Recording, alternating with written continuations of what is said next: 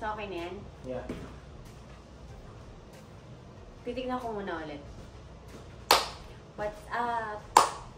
Let me see first.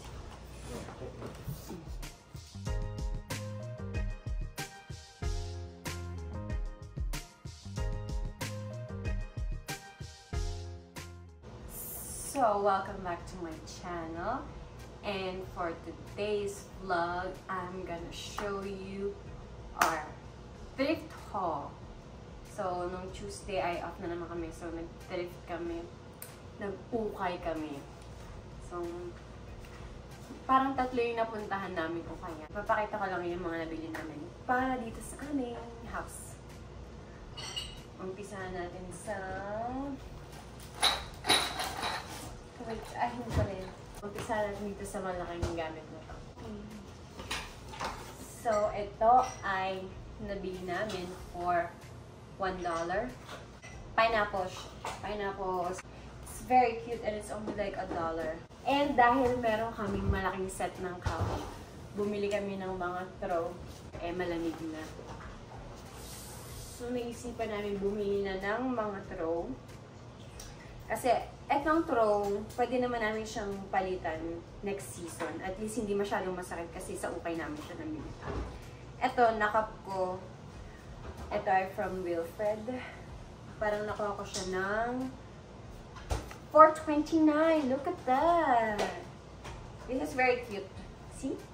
Iniisip ko kung gagawin ko siyang throw or patungan ng aming mirror dito sa likod. But we'll see. And then this one is for $4. Ang cute, diba? Naisip ko sa reclining chair namin ilalagay ito. Tadang! Ngayon siya kahaba. Tadang! Used but not overused. And meron pa akong isang nakuha. Ito ay $4 din. Medyo makapal siya. Ayan. Lalaban namin ito mga 2 or 3 times. Delicate. Ayun o, di ba? Perfect! Mga neutral color or brown colors para match dito sa theme na gusto namin. Ito, may isa pa. Ayan, another throw. Ito ay medyo mahal kasi sobrang ganda pa ng quality niya. Tsaka from Indigo. This one is $8.49. $8.49. Pero yung pintag naka-half price nun, diba? Yep. So, half price pa pala namin siya nakuha. Kasi ang pintag nung Tuesday ay half price. So, ayan siya. Tignan mo. Knitted na makapal na malaki. So, yan. So, may nakuha kaming 1, 2, 3, 4 na throws. Not over $10 each. At saka, sa wakas, may pamalit na ako sa mat namin dito. Kasi this is gray or blue. Hindi siya bagay. And, ito naman ay $10. Pero at least cute siya. Tsaka mukha nang maganda yung quality niya. Tadaan! May pamalit na kami. Or pag hindi siya bumagay, siguro sa ilalim na lang ng dining table namin. Doon ko siya gagamitin. Wow! So, we're done with the throws. At, syempre, si Kobe hindi mawawalan ng ukay yan. Pag nag-ukay, nakap niya din tong maong / cotton hoodie from Hollister for $7. Wala tong presyo. So, sabi na lang ng kahera. Okay lang ba? $7? In English. Tapos sabi namin, yeah. Tapos, syempre, may mga pa-t-shirt si Kuya mo, Kobe. Ngayon, nahihilig na siya sa mga t-shirt na loose. Dati kasi ang hiling niya mga fitted na shirt. Ngayon, mas malaki na sa kanya yung mga pinipili niya. Talaga gusto to, pero gusto niya. This one is $7. May isa pa siyang nakuha ko shirt. Ito rin, kasi hindi niya daw mahanap yung polo niyang medyo ganito yung kulay. This one is also for $7, and this one's from H&M. Hi. And let's move on. Ito, ang cute nito. Ito ay set. So, 5 pieces set siya. 4 na ganito. At saka lagayan niya for $1. You think I'm kidding? This is only $1. Ito ay patungan ng baso. Diba? Aesthetic. Because it's brown. And, bumili kami ng extra na bowl para pag may friends kami, 50 cents each lang siya. And it's black. Kasi meron kaming 3, pero naisip namin magdagdag ng extra. Okay. And, extra mugs as well. Ito, ang cute kasi nito. $1 each. May mga kasama nga tong plates eh. Kukunin sana namin set. Kaso nga lang, sabi namin, gusto namin mag-stick sa black. Pero hindi ko alam kung bakit nagkaroon ng exemption to. $1. Kung nagtataka kayo bakit wala si Kobe sa Tuesdays with Kobe, kumakain po kasi siya. Kaya ako muna. And, ano pa? Nakakuha rin ako ng Pyrex na ano. Just wait. I need to be careful. Kasi it's babasagin. Okay. Ito ay nakuha ko siya. Pyrex. This is Pyrex. Kasi mahilig akong mag-leche flan. Kasi mahilig kumain si Kobe ng leche flan. Ito ay $7.29. Good quality na siya kasi Pyrex. So, kinuha ko na. Tapos may mas malaking version.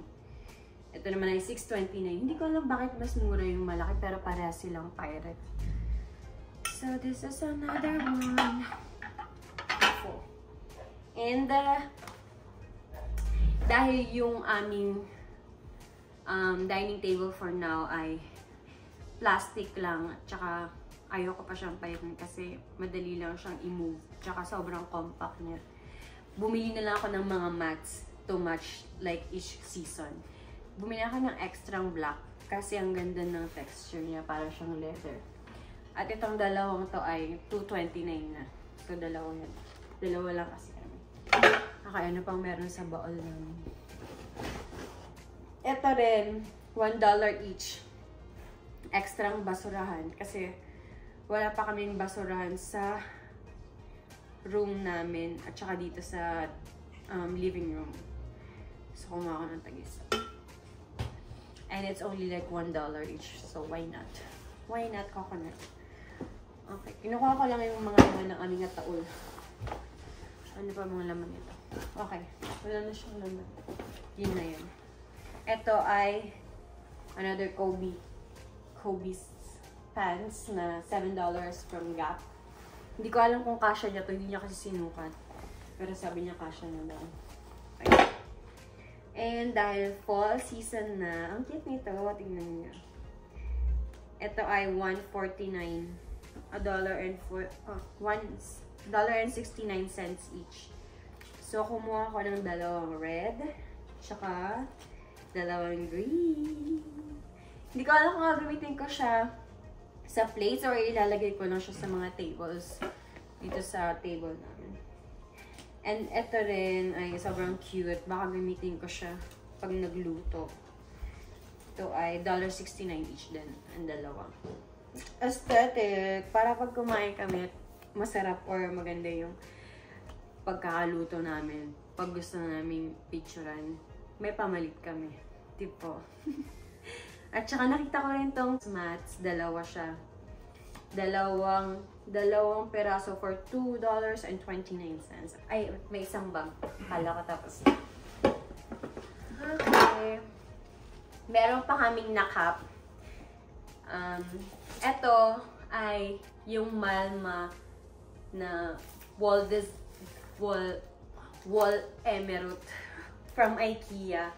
Tapos nakuha namin siya ng $2 each sa Value Village. Pag binili mo to sa IKEA, parang 3 pieces na set ay $24. Ito, halatang hindi pa nabubuksan. Naka-plastic pa tong tatlo. So, kinuha ko na siya. Ang binili namin ay 7 pieces. Tapos, yung 4 pieces ay darker shade naman. Pero ito ay bukas na siya. So, may mga gas-gas na siya konti. Konti lang naman, hindi sobrang halata. Nagmumukha siyang parang antique lang, ganun. Kasi may mga scratches siya, may mga dents. Pero maganda pa rin siya. Konting punas at saka linis lang. It's also $2 each. So, balak namin paglaruan lang siya sa wall. Parang ini-mix and match namin. 7 pieces, ganun. Parang 1, 2, ganun. Basta ganun. Parang hindi masyadong plain yung wall namin dyan. Diba? Cute lang. Sobrang cup na to. $2 each. And, gusto kong bumili ng basket na lagayan ng snacks. Nakita ko to, it's only $2.49. Lalagay ko dito sa table namin dyan sa harap. Dito namin lalagay yung mga snacks. Tsaka may nakita rin naman akong ganito. Sabi ko, kung may paggagamitan pa kami ito, sabi namin wala pa kami naisip. Pero kinuha ko na lang siya. Kasi organizer. $2.49 each. I mean, $2.49 for 2 pieces. So, it's a cup. And then, that's it. Yan ang aming ukay haul. At syempre, magpo-fall season na. At may time na akong gumawa ng kandila. So, dumaan na rin kami sa bilihan ng aking supplies. So, bumili kami ng jars, ng mga fall scent. Same jar pa rin yung gagamitin ko na ginamit ko before. Pero this time, meron akong 2 sizes. I'll show you. So, meron akong 4 ounce and 8 ounce this season. So, I have this amber jar and then this amber jar. Siguro mga nito, 100 to 120 ml. Ito naman ay 200 to 235 ml. I will have 2 sizes of my fall season scents. Bangan nyo yan. So, bumili na rin ako ng aking oils. Natest ko na to last season. Same scents pa rin yung gagamitin ko for my candles. For 4 scent lang ilalabas ko for this fall season collection para hindi masyadong mahirap ibenta. Kasi hindi ko pa masyadong na-explore ang online marketing dito.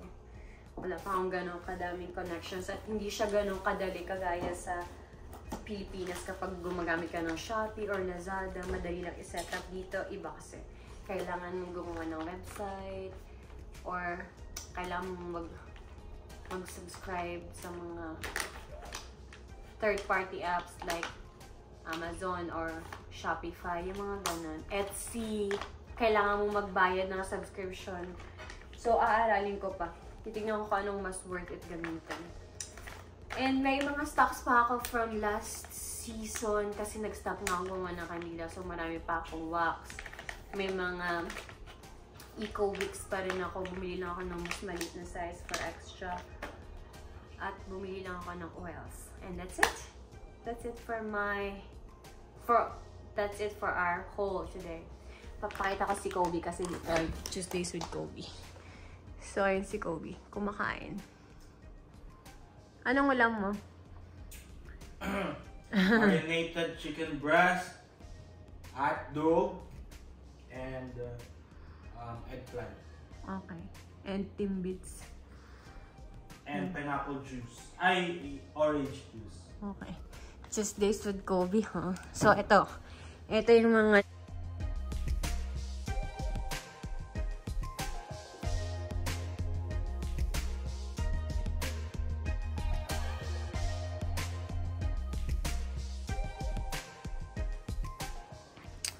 So, yun lang for today's video. Thank you guys for watching. Like and subscribe.